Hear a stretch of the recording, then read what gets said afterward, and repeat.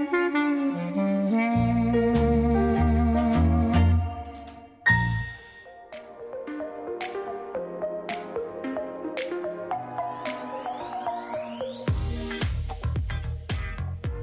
right, we're having some fun here in the studio this morning. We're going to continue that with the Shalom Club, a multicultural gathering. Is their new logo for their new year, and we want to welcome to the program our guests today, who are Paula Kruger and Shireen Self. Thank you so much for joining us. Thank you. Thank you for having us. So let me talk. I know we talked about this last time, but a multicultural gathering. You guys have this new kind of logo, the new thing, your new saying for the club. What brought that upon you? What for folks who don't know or didn't hear it before? What made you decide to say this is going to be our new theme going forward?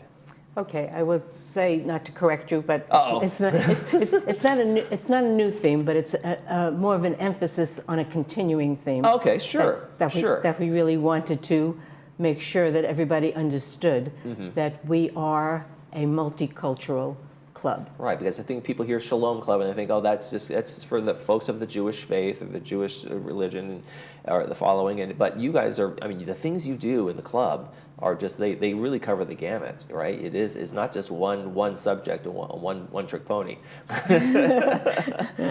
Exactly. Everybody knows Shalom.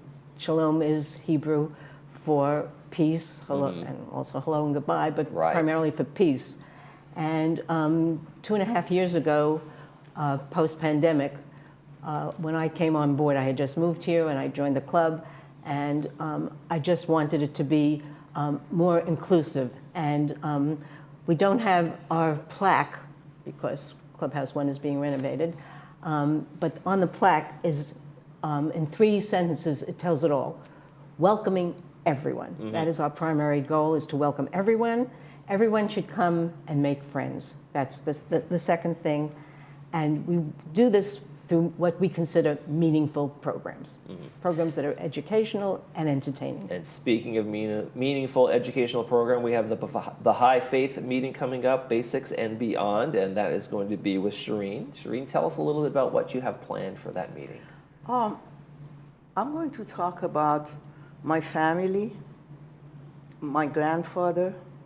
He had a dream and changed his life, 6 brothers, and the rest of hundreds and hundreds of his descendants. I'm going to talk about my travels to 44 countries and why I traveled. They asked me to talk about, of course, about the Baha'i faith. And also I'm going to talk about why the Baha'i World Center is in Israel. You know, the things that are going on really in the world right now, we need to listen to different perspectives, different beliefs, and understand. And the Baha'i faith has many teachings that talks about the unity of all religions, the unity of all mankind. And I'm hoping to share that on Sunday, and maybe some people would understand what's going on. Do you feel like that message of unity has been maybe lost a little bit in today's times, especially with what's going on in Israel right now? Yes, it has been lost. You know, if you read the basic teachings of every single religion in the world, they all say the same thing. They have a common message. Love thy neighbor. It's in every single one of them. Right. Love one another. Love thy neighbor as thyself, and those kinds of things. And every single one. Right. Buddhist and Jewish and Muslim and Baha'i and Christians, all of them, Hindus. That is. And I'm going to share some of that day. When you think of the Baha'i faith, what is the first thing that comes to your mind? Unity. Okay. There's only one God. There's only one religion. There's only one humankind. That's the basic. And when we were putting this program together, what were your thoughts when you said, we want to make this event happen, and we want to bring this together? What were your first inclinations into why this is an important speech and time to have? It's because, this is a continuing underlying theme of our programs.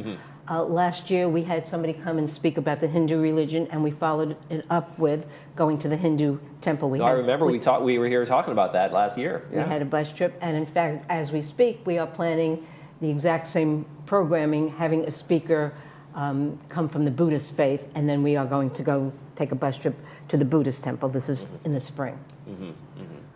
And so really just like the whole multicultural aspect of that and the whole deeper understanding of our cultures can really maybe have that unity and love that neighbor, right? Is that an important message as well? Like, hey, we may be of the Baha'i faith, but there's that respect for all cultures and all people. Yes, there is, because we are one religion. There's one God, and He's sending, time to time, a new messenger, you know. The message might change a little bit, but it's not changed completely. And that's the message that's on point, especially when you talk about your multicultural approach, right? There's no one that's turned away from the Shalom Club. Oh.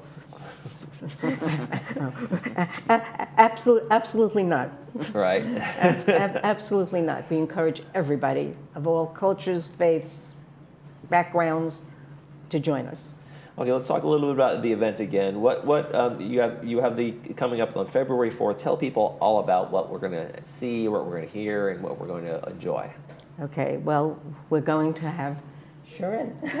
We are going to see her, hear her, and certainly enjoy her. She is a dynamic, a fabulous speaker. She has a wonderful outlook on life in general. We've become very, very good friends. The logistics of Sunday is, as always, it's in Clubhouse 1, the main lounge.